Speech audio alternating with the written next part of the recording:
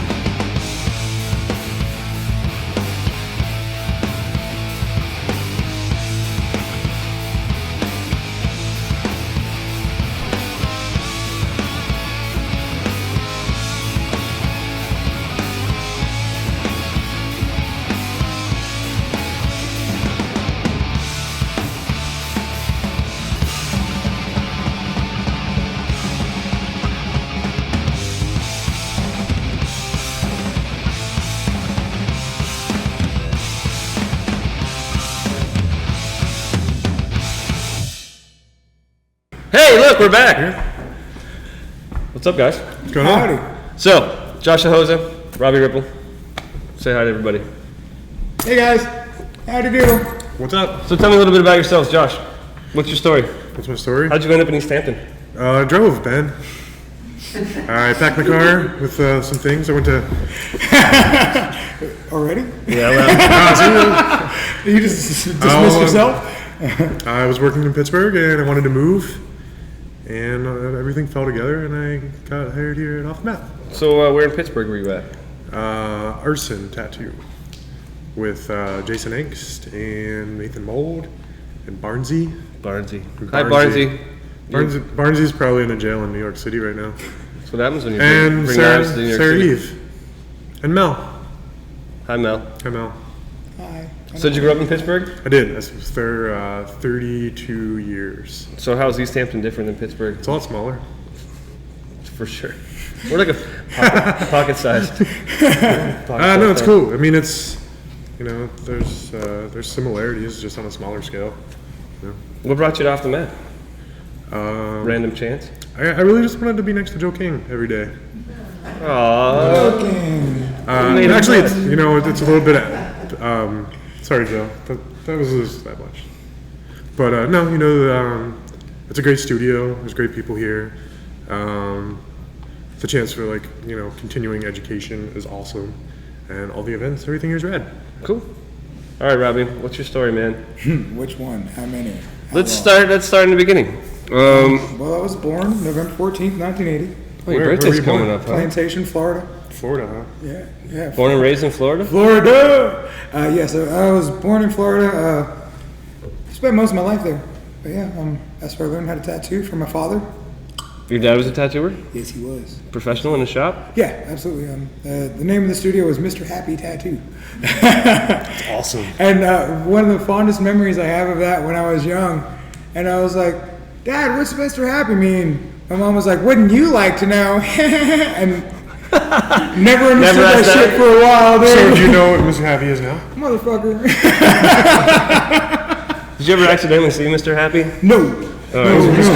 Was Mr. Happy ever Mr. Sad? My dad's a large Cuban. I don't want to see his Mr. Happy. Fair enough. Mr. Angry, Mr. Doing It. Oh, that's not bad. So yeah, what do you want to know about my story? Well, I want to know what I mean. Obviously, tattooing you were turned on to by your father, but how did you? Were you an arty kid? Did you paint? Did you draw? Actually, this is really funny because I'm about to start to teach my wife how to tattoo, and her biggest thing, the reason why she never asked me, I asked her. She was like, "Well, I'm afraid because I don't feel like I don't know how to draw. So how can I learn how to tattoo if I don't know how to draw?" And that relates back to the beginning of my story because I didn't know how to draw when I learned how to tattoo. Tattooing taught me how to draw. Cherry Creek all the way. You can still see Cherry Creek influence in my wings when I draw them. But yeah, I had an arty mind, but I was afraid to put it to paper. Did you spend a lot of time in a shop when you were a kid? Oh, were you like a absolutely. shop rat running around? Absolutely, man. Yeah. I remember, it was a long time ago. So, it was when there was dirty ads in the back of the magazines and shit. So, I'd sit there and I'd look at all the girls with the stars over their nipples and things in the magazines, and I'd be like, ooh. But that was a secondary. But I was just always in love with it. I was the annoying kid that was like, Dad, teach me. So finally, when I was 12, he started my 12 long years. he started my no, it wasn't even because I was about 8 when he started tattooing. So I begged him enough, and he was like, "All right, man, well, you can start." Building me needles, and I built him shit needles for years. And You used them. he would throw them away, build his own. Oh yeah. And then That's great, Robbie. he told me later, years later. But it was one of those things that just kind of started in the house. Not in the house, but in the household. And I just was so like, Dad, I want to learn. So what was the tattoo environment like in the part of Florida that you were in? Different than now. I'm glad it's grown because it was a lot harder. It was very. Was it like biker shops? It was very bikery. And then it was like dudes breaking dudes' hands with ball peen hammers and stuff, and throwing firebombs through each other's windows if they didn't ask the proper permission and stuff. So it was really weird because I remember my dad came home with a sawed off in his hand one night, and we lived in middle class white suburbia, and I'm like, dude, what's up? He had just fired a guy, and he had to make sure that guy wasn't going to do anything crazy, which he tried to do a couple times. So it was weird because I had this really great home life, but my dad was doing this tattoo stuff that was different. Was that a little bit exciting too, though? I mean, as a young teenage boy, was like that scary kind of as stuff, fuck. that kind of scary can be kind of like, fuck yeah. I wasn't even excited about how scary it was, but I couldn't stop loving it. Did he ever try to keep you out of it? Try to Absolutely. keep you away from Yeah, that was his that big. aspect. That was his biggest thing. He was like, you can tattoo, but don't be in the industry. Don't be a part of those people. They're all dirtbags. I'm like, but Dad, you're a tattooer. What do you mean? So that was kind of weird. But then I understand now, where he was coming from. But from there to now, man, I mean, it's like, wow, it's grown so much and it's so beautiful to see the flourishing. And I used to get mad at these 2-3-year-old tattooers, destroying the game. 3-year-olds? 2 or 3 in the industry. Shut up. He said 2-3-year-old tattooers. I thought that was dangerous. I was really interested in that. 2 or 3 years in the industry. They're just tattooed. Such a dick. I'm not being a dick. I'm just. He's helping the audience understand what my mouth is saying. Yeah. I was just concerned, man. I get it, 3-year-olds man. have no business 3-year-olds don't have any business tattooing. But if you put two of them together, It's maybe like a they can 6-year-old. Two 3-year-olds is like a 6-year-old. One Four can of them stretch, is, the you other know. one can tattoo. No? Yeah, I guess. But I used to get mad at Got these. little hands. I used to get mad at these Whopper dudes. Whopper hands. I used to get mad at these dudes coming in young and just blowing me out of the water. Now I completely respect and understand it because I'm like, well, you came from an art background and you came from this, and that, and you put the proper work in before you picked up the machine. Whereas tattooing taught me how to draw. So it's like, wow, it's really cool to see how far it's come. And yeah, What's your story, Josh? How'd you get into tattooing? Oh man. I went to college for fine arts. Oh, so you're that guy that he's talking I'm the about. opposite. I'm like, get out of here. You dummy. You're the guy he's talking about. I went into, I was in art school, graduated. Art school, huh? It was great. Yeah, it's cool. Huh? Learned a lot. I didn't pay for my education. Well, No, you did. Shut up, you're right. You're still paying for it. yeah, I'm still paying for it We all are. till 2029. Oh, literally paying for it. Yeah, literally still paying for it. Wow.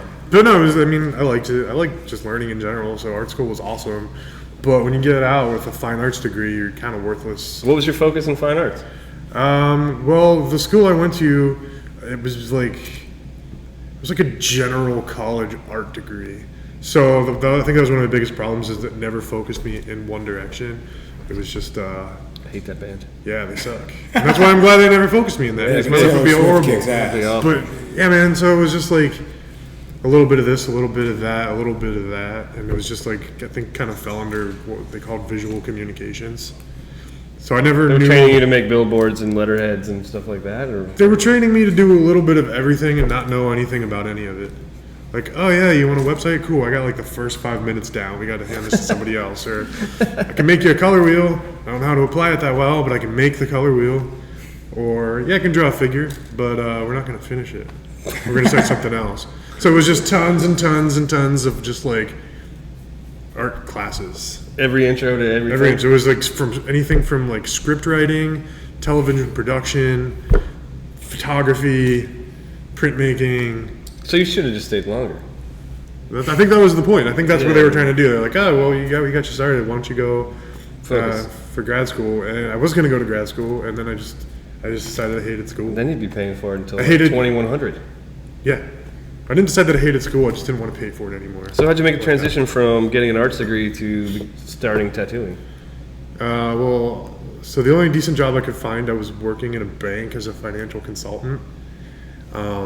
Would you guys take advice from this guy? Yay! Like, excuse me, sir, I'm trying to get my finances. Well, that's a great story too, because I got hired for that job. I responded to the ad. It said Mac technician, and I was like, dude, I've been using Apples for years.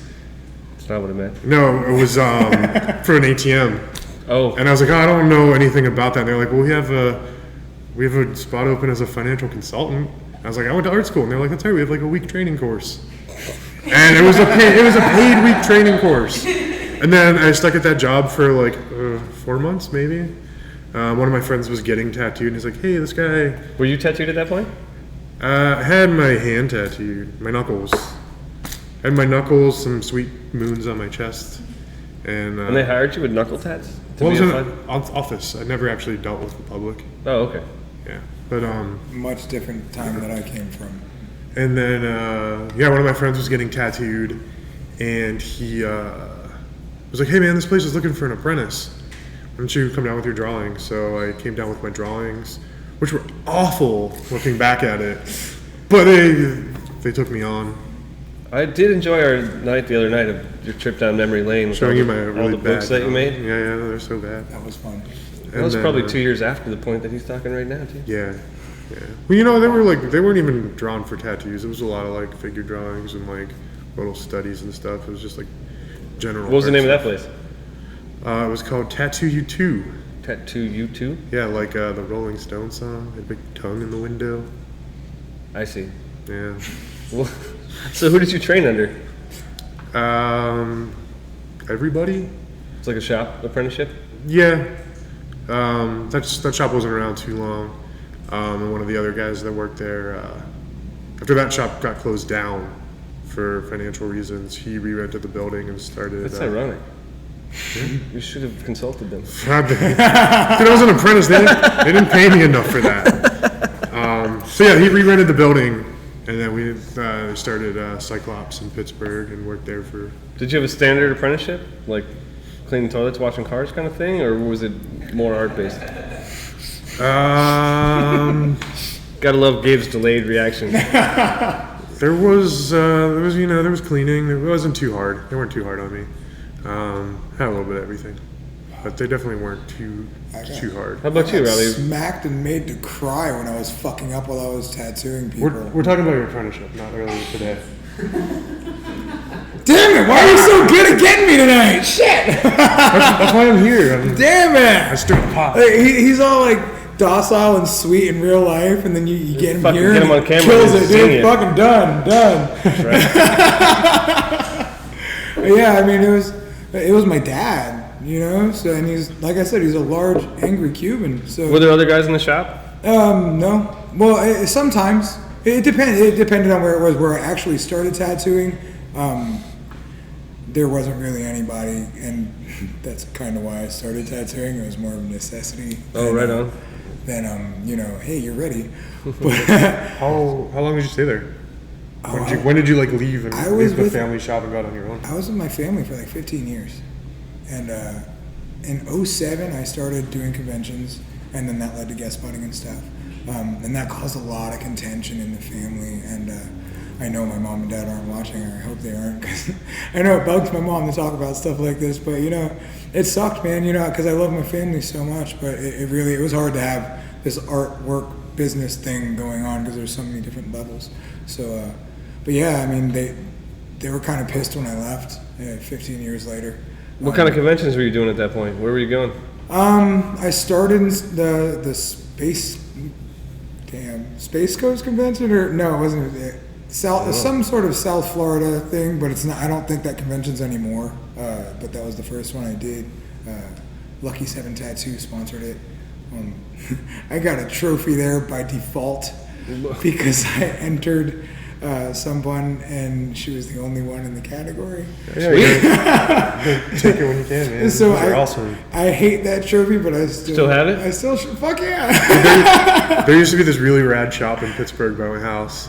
I never actually stepped in, but they had so many trophies in the window. And you're like, this is the greatest tattoo studio ever. It was like world's greatest dad. It was like third place ball. No shit. It was just any fucking trophy this dude could find, just threw it in the window. And it was like award winning, but they never said what awards. Well, I mean, if he's the greatest dad or the best coffee I almost maker, appreciate that more. I like it more because it's like this guy is so skilled at everything. He's just like, I'm going to like a Renaissance man, and he can tattoo. You can win a bowling trophy. 300 game. He can tattoo. Yeah. No, jack of all trades. You can dodge a wrench. You can dodge a ball. Absolutely. Drink my urine every morning because I like the taste. That's not really. That's gross. That was from the dodgeball. Yeah, I just that's didn't the gross really- Shut up! Dude, stop it, man! I thought we were friends. What the fuck is wrong with you? So if we talk a little bit more technical, do you use like coil machines? Do you use rotary machines? Rotary, no hotery. No? And that's the only thing I could come up with to combat loyal to the coil, and it sounds stupid. What about loyal to the oil? That works too. You got oil. See, you're way smarter than me on camera. I definitely I'm not mechanically inclined when it comes to machine building. It never really sparked my interest, and I never really learned about machine building. So it was more like a trial by fire apprenticeship. So machine building wasn't in there. It was more like if your machine's fucking up, you kind of figure out how to make it not fuck up, and that's kind of annoying when you're tattooing. Sure. So then I found this world of rotaries where it's either working or broken. And I was like, fuck yeah. So, if it's broken, you throw it away. If it's working, you keep working. So How would your old man feel about the rotaries? he was never really as much in love with tattooing as I have become. He was more just a really phenomenal artist to the core. And I always respected the shit out of him because no matter what, like, sometimes he didn't have a job, but he had a job doing art shit that would make him good money. So, he was just an artist, just from the heart. So I really respect and love that about him, and that was really cool to. As I got later on in life, I learned that about him more. But he doesn't really care. He kind of thinks rotaries are cool. Oh, that's cool. Because he's like, well, yeah, shit, man. You don't have to wrench on it. I'd buy a Cowie over a Harley because I don't have to wrench on it. So You don't. Yeah, but I rode Japanese motorcycles until the day I bought my Harley. See, that one didn't work for you. I know. You shut up. I don't have what it takes. You don't have what it takes. But yeah, he has no problem with the fact that I use rotaries. When he found out that rotaries were happening in the shop he owned, he actually came up and he got tattooed by the artist and introduced me to rotaries. His name is Marcus Lund. Phenomenal dude, killer tattooer, out there, and I love him. So what are you using for machines these days? I have been fucking mostly with FK irons. I got the Halo a couple years back, and I thought it was great. So then I started using that only, found cartridges, and then just kept that, that machine with a few backups here and there. And then got onto the Direct from FK Irons, and I was like, fuck yeah. And then I got onto the Edge X, and I'm like, fuck yeah. So I've really enjoyed their machines a lot. But I tattooed a friend of mine who's a traditional tattooer with some handmade rotaries and some coils, and kind of fell back in love with that. Yeah. So I want to toy with a little bit more of the handmade stuff. I want to start fucking with the Dan Cubans a little bit. Those are cool. Those I are really don't know cool. much about They're pretty them. cool. Joe was showing Frank was showing yeah. me his, and Matt O'Ba was showing me his, and they're little guys. Yeah, they're teeny. And I like the little guys because I don't really like to feel like I have a whole lot in my hand when I'm tattooing. So I want to fuck with those a lot more. And they have the silence of a rotary or the But they also have like infinite possibilities. You could fuck with them. What the fuck? fuck? With them, What the fuck? I didn't say anything. Your face. It wasn't me. They were making faces at me, and I lost it for a second. I lost my cool for a second. I'm sorry. They were like making faces. Keep it together, man. Keep it together. Cracking. I wasn't on the camera. That's why I was making the face. Yeah, but you were next to me, and I was going to do this. Machines. I got editing usually. I'm sorry. We don't do that here. It's All right, live, cool. motherfucker. Yeah, but like, Motherfucking live. so I just want to. It's kind of like to try a little bit of everything again. Like I've tried a lot of different machines, but I like the rotaries. They're my favorites, and so now getting into the handmades are a little bit more fun because I have a handmade and I left that alone for a while, and I want to try it again. But FK has been the ones that I've been with for a while, and they're my go-to every day. They're my daily drivers, and I love the shit out of their machines. Cool. So, How about you, Josh? I'm using FK also. Really? Yeah, the FK Edge I've been using for a couple months. Before that, I was using a stylus. That was like the dildo looking one, right? If that's what you want to call it.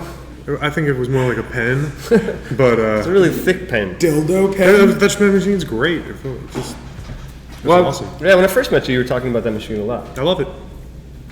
Still love it. I'm waiting for Rick to come out with a new motor, and it's going to be awesome These a little bit more balls. for me.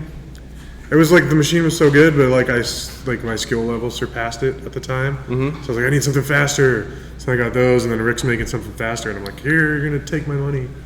Cool. So the stylus machines are rad. The FK machines are rad. The machines are just awesome. Like you can use anything. If you have a good machine, you can make a good tattoo. I don't think there's a best machine. It's just what works for you. Right on. Absolutely. We're going to take a quick commercial break, and then we'll be back in a few minutes, and we'll talk a little bit more, and then we'll bring Derb on probably 15 minutes or so. So stick around. We'll be right back. What is a webinar? It's your chance to up your game and improve yourself with new techniques in art, in business, and tattooing. Webinars are streaming professional development seminars taught by the masters of their craft that you can watch in the comfort of your home, your studio, or even on the go on your mobile device. If you have a stable internet connection, you can stream a webinar.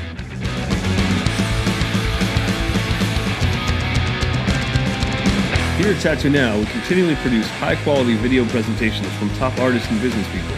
Our catalog includes hours of education from greats like Guy Aitchison, Bob Tyrell, DJ Betts, Jeff Gogway, Russ Abbott, James Kern, Tommy Helm, Ian McCowan, Kelly Doty, Rummer Oriana, and more all the time. These professional artists share their years of experience to accelerate your path and help you become more successful. Fill up on high-octane brain fuel now with a Tattoo Now webinar. Do you want to bring your career to the next level? Then webinars from Tattoo Now can help you do that.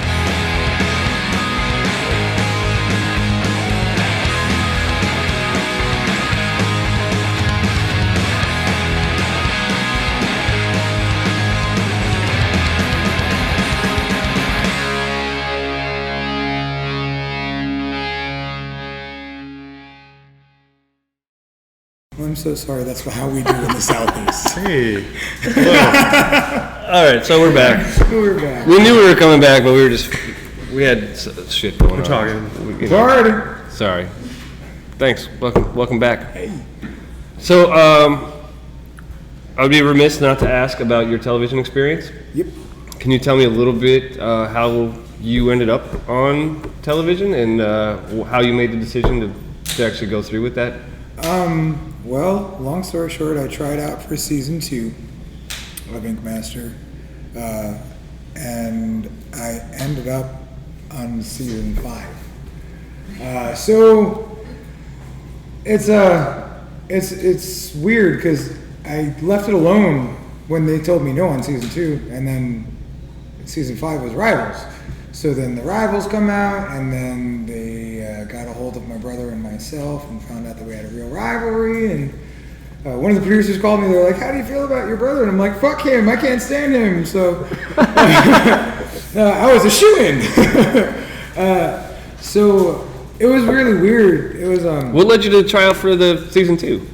What appealed to you about it? man, advertising. We have free promotion? Yeah, free promotion's great, and the possibility of winning 100 G's is cool too. Hell so, yeah. you know, I mean, it was just one of those things where I felt like TV was the new magazine, so I wanted to be a part of that, and And it made you rich and famous and everything, everything was absolutely. It went Now you're really here smooth. Yeah. off the map live. Now you're doing a live internet show with us. I thought I was going to be riding around in nothings but limo and Lamborghinis, But instead, you have a pink Mitsubishi Mirage you get to ride around. and with. it's the shit. It's pretty bad. But yeah, it's not a rich and famous lifestyle, but it opened a lot of doors for me. It was really cool. Did it close any doors for you? Has it caused any issues? It's caused a lot of issues personally for who I am inside of me, because it caused me to look at myself for the shortcomings that I have, which I don't like. I mean, as far as tattooers, none of us really like to accept our shortcomings. And TV editors love to find every single one of them and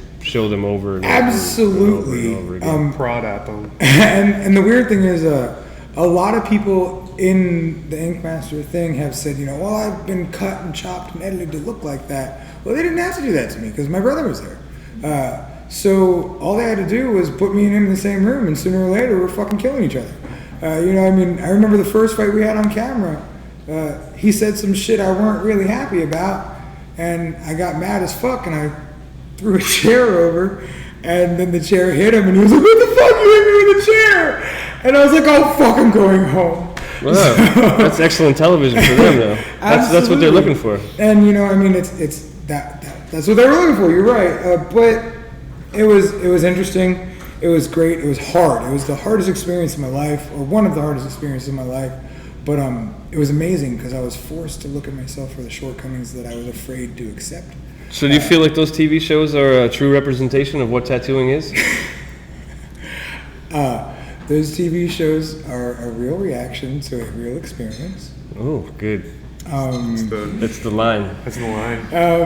But as far as tattooing goes, would I love to see a television show based on real tattooers being in real situations at their homes or just where they're comfortable, doing what they love to do every day and just showing that to the world. Showing that we're husbands, fathers, friends, relatives, just human beings that love to create art with other human beings that love to have art created or love to create art alongside. So I wish tattoo television wasn't as reality based and more based on reality. Ooh, I like that. But who doesn't want to take a bunch of marketing and advertisement for free? That's good too. Would you do it again?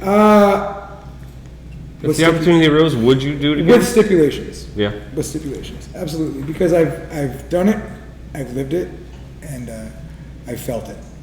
And so was it like a communal living situation? It was an absolute communal living situation. Was that weird to go from a family life of you got your own house, your own shit going on, and then you're living in a room full of adults that you don't really know very well? That was my biggest complaint. I was like, guys, I spoiled myself. I told the main producer that I'm like, you don't understand. I live a great life at home.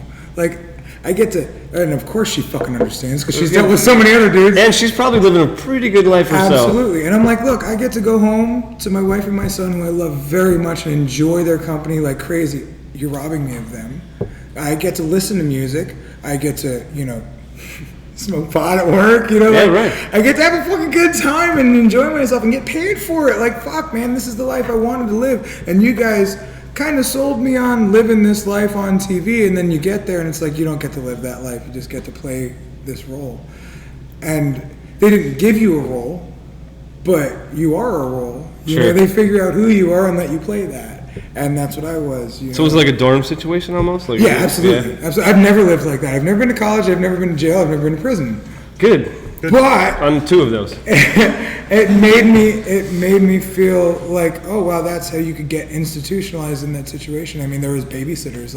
We weren't allowed to talk about certain things at certain times, and there was always somebody watching us. And so were there cameras on most of the time? No.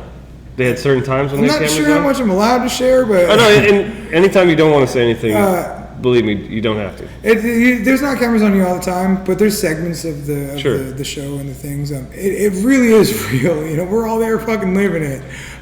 Was it hard to do a tattoo and then have to talk about the tattoo a different day and a different time? Yeah. Pretend that it just happened? That shit drove me nuts. Yeah. That shit drove me nuts. And that's not really a secret. I mean, you watch the show, Sometimes, I watched all the episodes before I went on and didn't know shit about it. Oh, right. And then went there and I was like,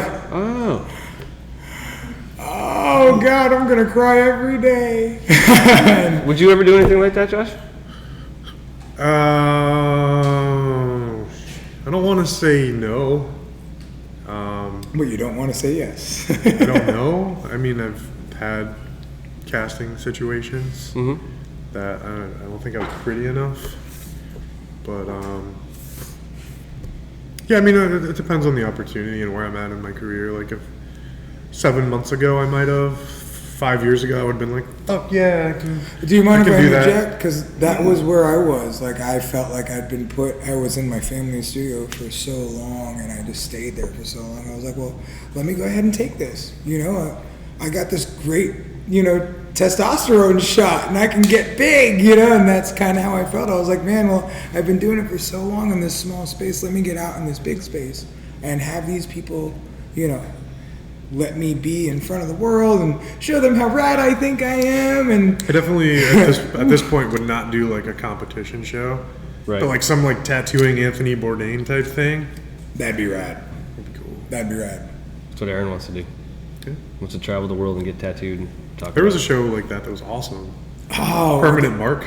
Oh no. There were only 3 episodes, and then it got something canceled, or maybe. What about them BMX dudes that did awesome. the? Well, this guy was a tattooer. One was on A&E or something. It was great. Damn it! I'm trying to think of the name of the show now. I can't remember it. So we got a couple questions from the chat room. Vaughn77 would like to know: do either of you get any sort of anxiety before you tattoo? No. Vaughn77. Never? Really?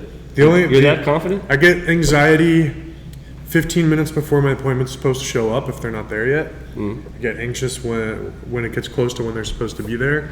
And sometimes if it's a drawing that I'm really stoked on, but I might have like not listened to what they wanted and tried to push my own drawing on them, I get a little anxious. But the actual tattoo process itself, at this point, it doesn't bother me at all. How about you?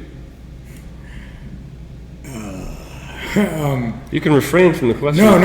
It's just a hard one to answer. Yeah. Well, I have a way different scale of anxiety as far as tattooing is concerned because I didn't come from drawing. I didn't come from art. So a lot of the time I pick up the marker because I found that my happiest is when I Sharpie. So a lot of the times it's like if I'm not Sharpieing, if I've got to create a piece without that energy from the client next to me, I freak the fuck out. And then I find whoever's around me to blame it on, and I act like an asshole and shit. But yeah, the anxieties, I'm learning how to deal with them a lot better. I've actually paid a lot of attention into working through my own anxieties through being on the show. And then, from that I realized that the anxieties that I have are inside of me and I have to fix them. But yeah, man, they're fucking terrible sometimes. Sometimes I'm just like, oh God, I wish I didn't have to tattoo. And then once I get to the tattoo and I feel that human's energy again, I'm like, oh, you're fucking great, man. Let's tattoo. Right on. So we're going to take a quick break and we're going to bring Derb on. You guys want to talk with Derb? Absolutely. Yeah? Cool. So we'll take a break and we'll see if we can get Derb on the line.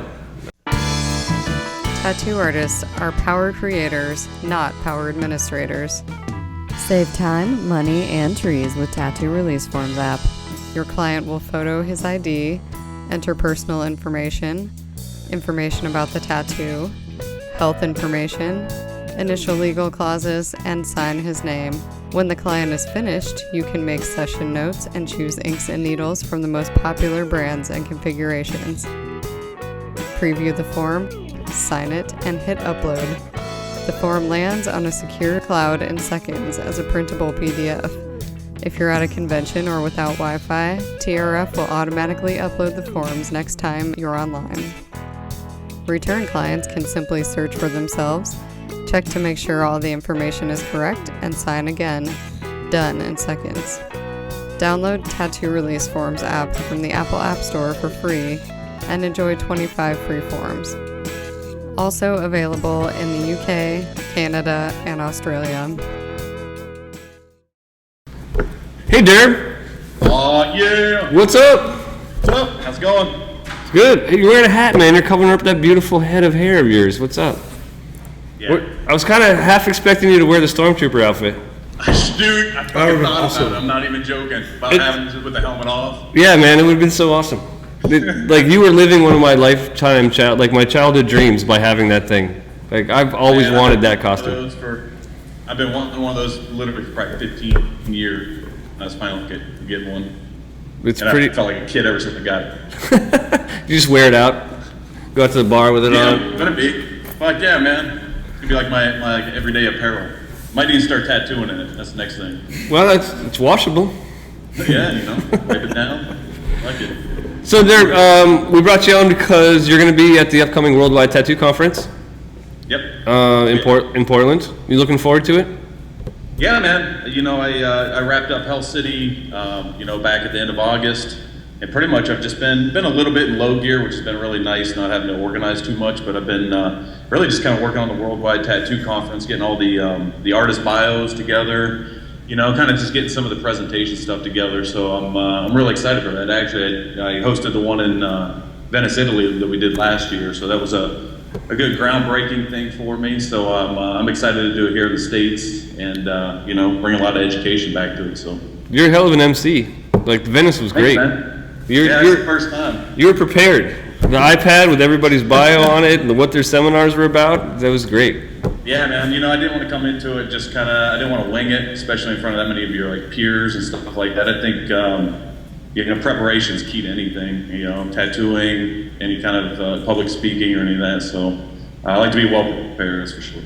So, other than emceeing, you're also you're going to be you have your own seminar going on. What are you going to be teaching? I'm going to be doing just a revised edition. We did the Emerald Isle tattoo session in Ireland and it was a day of seminars that we did, and I taught my longevity of the tattoo artist seminar. So I kind of revised that. I've added some new photos and things like that, and it mainly, it's kind of like I say, do as I say, not as I've done type of seminar, you know, because tattooing now, it's coming up 26 years now, and I've got a lot of like physical pain. I'm sure a lot of tattooers can relate with that. So When did you start tattooing? When you were 4? 16. Close. No cigar. So a lot of the seminars is going to be kind of, I'm not a doctor or anything like that, and I'm not telling people medical facts. I'm just trying to tell artists, how to take care of themselves over the years, problems that I have, problems I've heard from, other tattoo artists over the years and things like that. So I'll be hitting on a lot of different things and going over practical stretches that you can do. Even when your client gets up to use the restroom, that's a little bit of time for yourself, that you can stretch and take care of your body. I think a lot of the problem with the physical problems that tattoo artists have is that we cater to everybody else, and the last thing we kind of think about every day is ourselves. We're so concerned about our clients and getting our tattooing done, throwing a shitty hamburger in our mouth and sitting back down and tattooing. And after a while you hit a point where you're like, uh-oh, whether it's your back hurting or like I have nerve damage in my legs. So I'm going to be going over a lot of stuff like that, just trying to teach the next generation and bring some awareness to the health of the tattoo artist. Cool. I'm looking forward to it. I think we're gonna have fun. Yeah. Oh yeah. So, you ready to stretch? You better work on your stretches, man. I don't stretch. I don't exercise. This is it, man. Exercise is key. Well, I can lift 12-ounce weights every day. Yep. No. Oh, look at you. Yeah. Get fancy here, man. Well, I know. Venice left a mark on you. I can tell.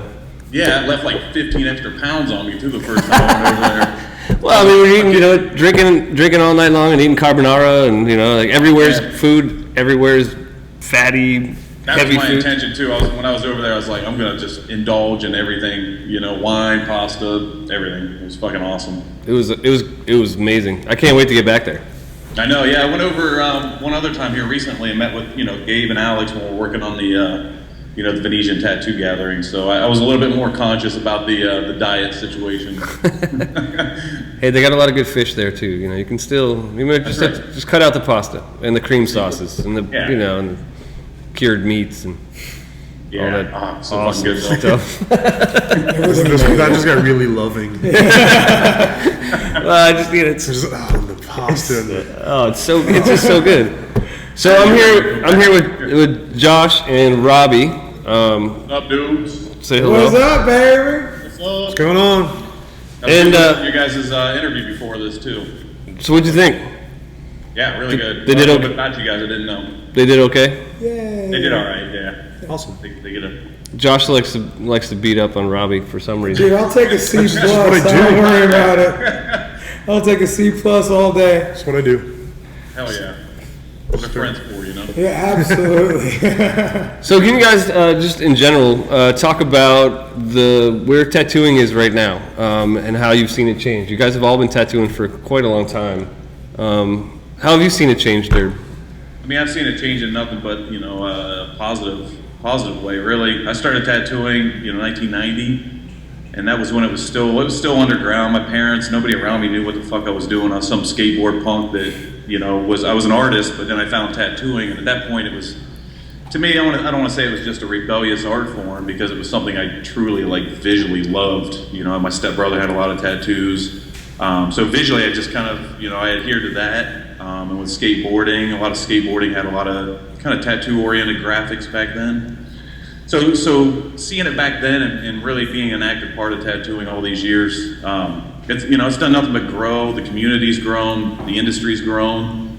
I consider right now kind of like the day of reinvention with tattooing. The styles are getting reinvented, the equipment's getting reinvented. Conventions are getting reinvented. There's a lot of change going on with tattooing. I think it's good, and I know Robbie, you were on one of the shows, and I get that asked a lot. What do you think of the shows? I think the shows are great. I get a lot of people were like, I don't watch them. I've watched all of them, man, because if I'm a part of tattooing right now, I feel like I should be a part of every aspect of it and not really shut any doors on anything. So I think the shows really have kind of brought the public through the doors of tattooing to see that we're not just a bunch of like criminal bikers, like the stigmatic view that everybody had. And it kind of shows that we're young, creative artists, in a very clean environment and creative environment. So, and it kind of shows how fun and how silly tattooing can be sometimes too, which is great. I love the comedy aspect of tattooing as well. Just clown, like you guys were clowning on each other. Yeah. I really wish that they would have let us have that comedic nature on the show as much. It was more of a competitive nature. So, we dick around with each other and play grab ass, and we're all laughing our fucking faces off. And they're like, they kind of want the drama side of things, which that is an aspect of tattooing if you allow yourself to be a part of that just in everyday tattooing. But yeah, that would have been awesome to show really the friendship between tattooers. Dude, one of my favorite things about filming was Chris Element running around screaming, "Give me your dick!" Dude, it would have been fucking great if that was on the show. Give me your dick! Like, dude, like the producers, every fucking body was running around screaming, "Give me your dick!" Chris was not once did you hear it on the show, did you? Not fucking once, dude. This man fucking put it on the walls with markers and all kinds of shit. "Give me your dick" was everywhere. That's part of with tattooing. That's part of what I love. Being in the shop is just clowning around. It's one of my favorite parts of tattooing, as far as like the community aspect of it. Absolutely, that's the funnest part of the community, being dildos together. Yeah, exactly. Yeah. Just being stupid.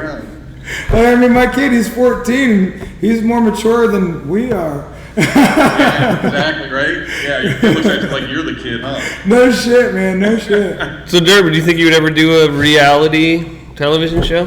What I've tried out for a few of them. I almost had a spot on the History Channel. It was a show called Marked, and it was where you had to travel around, live with tribes. We were just talking about that. What's that? We were just talking about that show. Yeah. So I tried out for that. They said I got within the top 5, this and that. I honestly think I had too many tattoos, and at that point I had suffer written across my throat and shit. I don't know why I didn't get it, but looking back, I'm kind of glad I haven't done one of the shows. Mainly, no particular reason, but looking back, I'm kind of glad. Like, Robbie, you could probably relate to this, the stress and absolutely. Things like that. I'm kind of glad it just allowed me to focus on other things in my career, if anything. But if I would have got the part, I totally would have done my best at it, and had fun with it. And that's exactly where I came from, because it's like you said the whole stress and the aspects of it, and it's like you go on the shows and you're very proud of the fact that you're able to represent yourself as a human being and as a tattooer, but then you get caught up in the production side of it, and it's like, man, I just want a tattoo, dude. I just want to listen to music and smoke pot. Like, why the fuck won't you let me do that? Like, god damn it, like, let me have a good fucking time, bro. So, I love what it's done for the industry as a whole. I love what it's done for the people outside of it. But man, it's hard to live it, and it's great to have done it, but. Yeah, if I was able to do the avenue that you've done, it feels different. Yeah, I think we all have different paths that we go on, and this crazy tattoo career that we all have, and I believe that everybody lands in the place they're supposed to be. Like, you were supposed to be on TV, man. It was awesome. Your brother Rivals. So yeah, everything happens for a reason, and yes, I have tried out for them. No, I didn't get the parts. But I have recommended. I actually deal with a few of the producers and stuff like that, and they always kind of email me for recommendations of artists. So, like, for instance, like, I recommended Teresa Sharp for Best Ink, and she ended up going on to win it. And I didn't know she won until later on. I'm like, well, she thanked me in Detroit, and I forgot that I had recommended her. So I've had a minor role in some of the TV stuff as far as recommending artists. That's about it. So how do you feel about taking a year off from Hell City? It's fucking nice. A lot of people are like, why are you taking a year off? But the last time I took a year off was 2005, when we took a year off from Hell City, and it was kind of something, I needed time for myself. It's a lot of work, but also it's kind of nice to take it away, work on it, and then give it back again. I think when people expect something, they don't realize how special it is. And sometimes when you take something away from people, they anticipate it more. That's not the reason why I'm taking the year off. I'm taking the year off mainly to have more art time, to get back to my roots, to tattoo more and paint more, because organizing Hell City takes a lot of my art time, you know. So I'm looking forward to the next year, organizing the Venetian tattoo gathering and getting back to my roots of just tattooing and painting and not organizing much, you know. I have to say, from a personal opinion, the Phoenix show was probably one of the best conventions I've been to in like 4 or 5 years. It was like, I had so much fun. Everything was positive. Like the entire experience was really great. We should definitely all go back in August. Just go back to Phoenix. Even if Hell City's not going to be there, we should just bring it and set up. Like, that's what we should do. Just everybody just meet there, because I'll tell you what, man. Like, you know, both of our shows are great, and they have, you know, different aspects to each other. Like Columbus one, the Ohio show is like downtown, you're in the arts district, it's real booming and happening. And then the Phoenix one's like you're at a luxurious like resort, and it's the largest vacation. Pool party, like tattoo pool party. Yeah, it's a tattoo vacation overall, you know. Why the fuck wasn't I there? Damn it, it sounds like a great time. Bro, shit, man. There's like 7 pools there, man. I love pools. Look, you live in Florida. You have an ocean. Yeah, but I don't. We're in Columbus in Western Massachusetts. We need this. I don't be in Arizona, so I'd love to be in 7 Arizona pools at one time. That'd be awesome. Well, you're gonna have to wait till 2017. I'm down. I think there's like 5 or 6 hot tubs. Oh, and yeah. All this shit gets packed, Ben. You know, there's like 300 to 400 people literally in that fucking pool. You know, Which it's like you don't want to think about too much. But, you know. The human's not the activity. We definitely had a record year in Phoenix, and like you said, like the vibe of Hell City, like we go for the family vibe. Everybody's friendly and everybody's there to learn and to, you know, just party and have fun. So it's a great time. You know, I'm sad I'm taking a year off, but I'm glad to. So we're already working on things for 2017. I'm not like sitting on my ass and not working on the show. We're revising a lot of stuff. And then we'll come back with a lot of good changes, definitely. We always try to present something new. I'm looking forward to that. Hey, you guys want to answer some questions from the chat room? Absolutely. You down with that? Yeah. Sure. So you guys feel like there are too many conventions now? Like how do you stay ahead of the game with a great convention for you, Derb? And with you guys, do you think there's too many conventions? Absolutely. Yep, I agree. It's like there's too many conventions that aren't making the effort to really do tattooing justice. I think a convention like with Hell City, it should be very visual. Like, tattooing is a visual art, it's a visual business, all that. So a lot of these, I mean, not a lot of these shows, but some of them definitely aren't doing tattooing justice. You know, like when they just throw a table on a stage and do a tattoo competition, 1 through 10 on a piece of paper. Yep. Unfortunately, that shit's still going on. You know, those are things that we've tried to kind of introduce into tattoo conventions with like our judging programs. But yeah, there's a lot of conventions, but I think, I don't want to say it's natural that something that booms so much gets kind of flooded with a lot of, you know, every aspect of it, whether it's equipment or, you know, conventions. But it is kind of natural. I mean, something awesome happens, everybody else wants to jump onto that, and we can all flourish. And sometimes it takes away from some of the flourishing, but you got to trim the dead leaves to make the tree grow. Yeah, I think we're tattooing. We're all pretty much a tight-knit community, and I think we know what shows are worth it, what shows aren't. Yeah, you have shows that are. Yeah, so I think we all talk, and I think the good shows, those are the ones that flourish and continue, and the other ones go by the wayside eventually. Tattoo flea markets. Swap meets. Well, what I've noticed between like what we consider a good convention and what you consider a bad convention or a mediocre convention is that the good conventions take into account the public, but they also take into account the artists that are going to be there. You know, the bad conventions look like they're like stables. You know, they just get artists in there as many as they can and don't give a shit about them, and they just kind of pack them into this little cement floored room, and they're just trying to get the money. And yeah, they've already tripled their income before the gates even open. You have 100 booths. But at the same time, we've got a gigantic industry.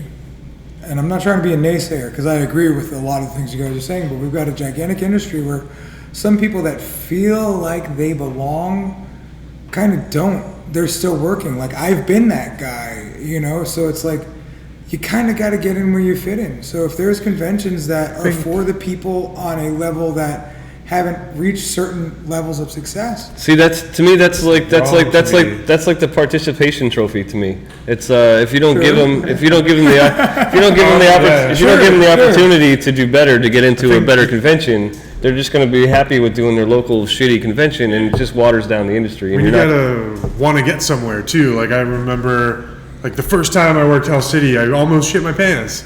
I was like, don't go in the pool after. Well, sorry about that. But no, I mean, for years, I'm, going to conventions, wanting to work there. It's like, what do I have to do to work here? Like, I don't want to just give somebody $300 to show up somewhere. Like, I want to be there and be a part of it. Right. And then it's like taking educational seminars and, getting tattooed from artists that I respect. And when I finally got to that point, it was like, fuck yeah, man, this is it. Like, it's awesome. Yeah. Right. Would you agree with that? People, when they work Hell City, because at Hell City we try to focus on the artists a lot, make sure they're comfortable and taken care of there. And I think that's the thing, is like people work really hard to work Hell City, essentially, because we are pretty critical on everybody. I mean, I look at everybody's portfolio, kind of not hypercritically, but I feel like I do that too, because I'm looking out for the people that are coming to Hell City that might not know all the artists, that when they leave there, they might not remember the artist's name, but they'll remember what convention they were at, when they got it. So in that aspect, I try to keep all that in mind. It's like also, if you have someone come into your shop, you don't want them to get a bad tattoo. Yeah. So I mean, exactly. Hell City is kind of just like your giant studio. Yeah, essentially, it's my big studio for the weekend, So I take it very seriously, that's for sure. So, Derb, someone in the chat room, Anonymous 14951, has a question about the Worldwide Tattoo Conference. They've never been, so they want to know what kind of things they should be bringing with them. Like, what would you recommend someone show up to the Worldwide Tattoo Conference with? Like as far as... Yeah, what should they bring with them? A notebook, a pen, a calculator. No. What are they? Okay. Well, I mean, definitely come with an open mind. That's the first thing. You're going to be learning a lot of different aspects of tattooing too, and it might be taught in different ways. Some people may be more vague, or like Godway had a lot of like philosophy with his seminar. Shige, and this is in Venice, Shige had a lot of tradition and things like that involved. So you'll gather a lot of different aspects of tattooing there. To bring with you, I would, I don't know, I mean... I would say, a positive attitude and a really thick notebook. Your ticket? Yeah, exactly. Yeah, definitely bring your ticket. Exactly. Definitely bring your ticket. Yeah. Yeah, and your ticket. A willingness to learn things that you might not be open to either, because everyone's going to be giving a different kind of seminar, And one thing that I noticed too, like in Venice, some people brought their machines with them. So I guess bring things that you're interested, that you want to speak with when you're not taking a seminar and it's not going on, and you're just mingling with your other artists. Portfolios? I mean, you can bring your machines and things you want to like talk about as well. Yeah, bring your portfolio, bring your sketchbook, Definitely bring your sketchbook, because we do a lot of drawing afterwards, or in between spaces and stuff like that. Yeah, so that stuff would be great to bring with you, And there's often casual critiques that go on. You can walk up to one of your idols in the tattoo world and show them your sketchbook or your portfolio, and get honest feedback sitting at the bar later. So I would recommend that kind of stuff. And there's a little bit of everybody there too. Like I didn't even realize that. So that, like I'm saying, like bring your machines and things that you want to talk about, because there's a plethora of different artists that specialize in different things there the whole time. And one thing that hasn't been hit on is leave your ego at home. Definitely leave your ego at home. Yeah, stay humble as fuck. Egos. It's just a matter of time before people realize if you have an ego or not. Right. Nobody wants that shit. And everybody's there to I guess open their minds. Leave their egos at the door and absorb as much as they can from everybody. Well, when I started realizing that absorption of the knowledge is stronger and more fun and more wonderful than, carrying the ego. You don't need that kind of bravado. You don't need it. You don't need it. Your career will grow. Your life will grow. You'll become the person you've wanted to be. Leave it at home. Yeah. So, Derb, to you specifically, will you be including like aspects of artist lifestyle outside of the shop, like when it comes to longevity? Do you talk about any of that kind of stuff, like yeah, I do. Eating habits and stuff. I talk in different aspects as far as like stress, just kind of taking care of yourself, like sleep, your diet, partying or not partying. Yeah, I mean, because we all know. I smoked cigarettes for a long time. I don't anymore. I had to quit like 8-9 years ago. But I think things like that, like being around tattooing, everybody was fucking smoking, so I couldn't get away from it. So there are a lot of like lifestyle things that I talk about in there. And I also get a lot of audience participation as well, because I might not cover everything, and people may have specific issues that they have that they can address there as well. So it's also an open forum for people to discuss problems they have, physical problems or stress-related problems. We all know tattooing can be stressful. I compare being a tattoo artist with being a college student, because you work all day. You go home, you do your homework at night, you do all your drawings, and then the class is again tomorrow. You have to do the tattoo, the homework you did the night before, you're doing the next day, essentially. So, in that aspect, I do. And there's also lots of beer drinking in between. Exactly, and that helps the stress. Beer, we're good. Are you gonna be talking about time management? Because that would be awesome to hear that from you. Yeah, actually, I don't. You know what? I don't have too much about time management, but I'm gonna hit on that actually, because that is a good thing, because time management can stress you out as well if you're not managing your time. Especially like with the conventions, the studio, the tattooing, True Tubes, and everything. It's kind of wild. A lot of people ask, how I do so much, just with all those businesses and continue to do what I do for so long too. And it's not just me; it's having. It's because you're a clone. Right? Yeah. There's more than one of you.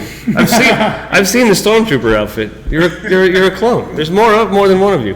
Got doppelgangers. I got clones. I got it all, man. That But no, having a good crew, just like you guys there.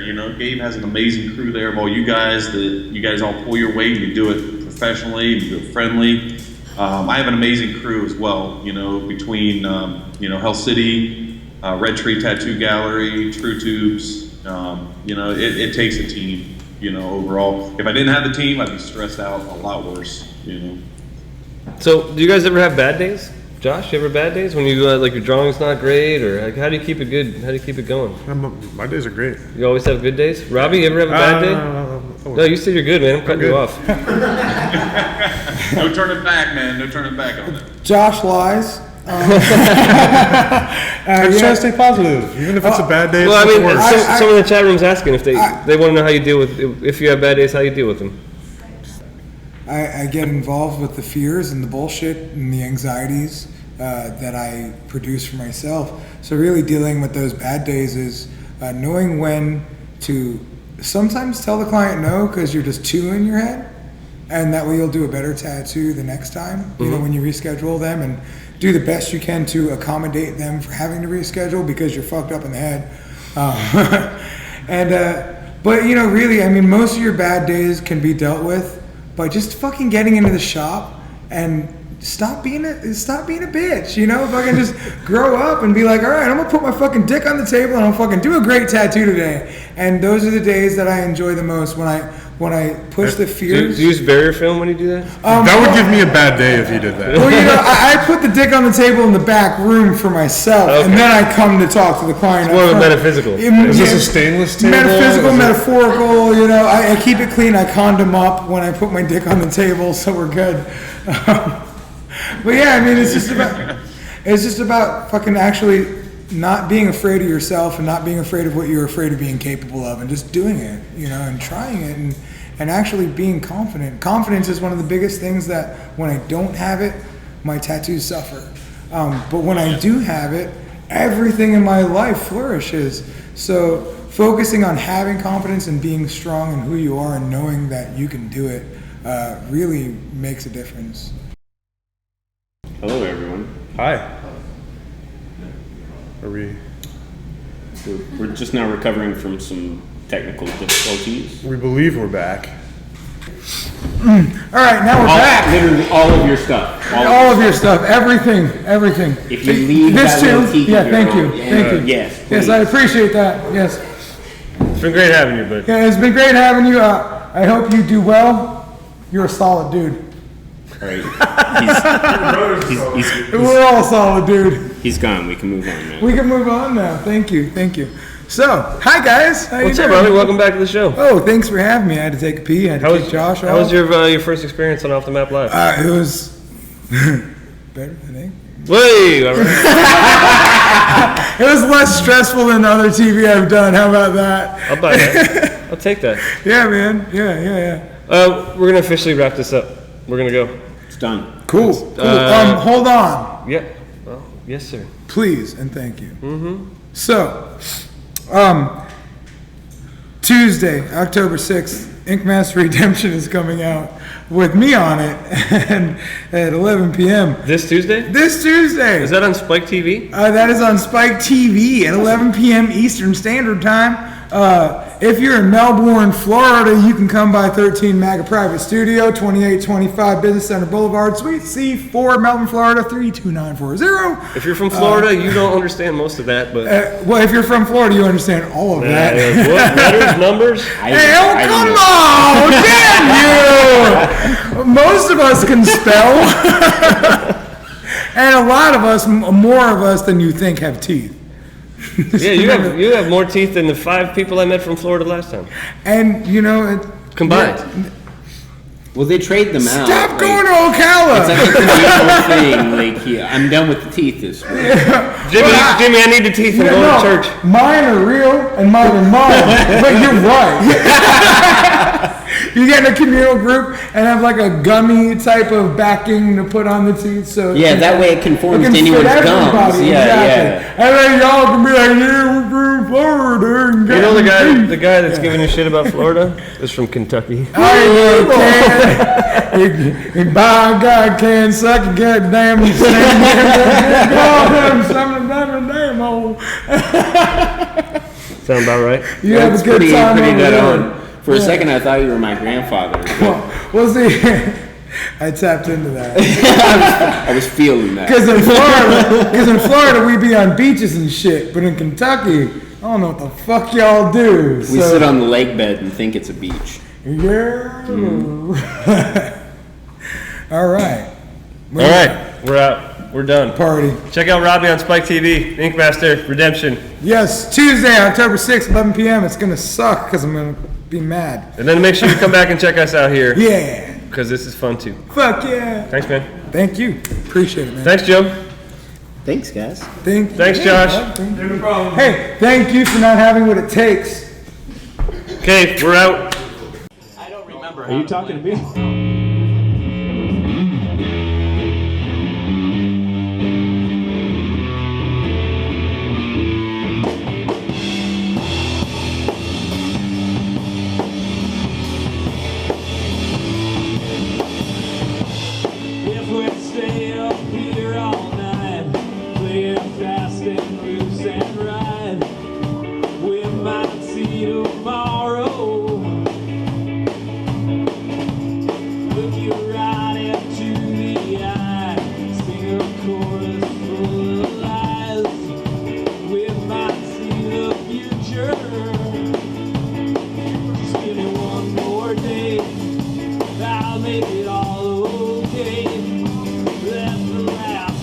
Let it ring till morning.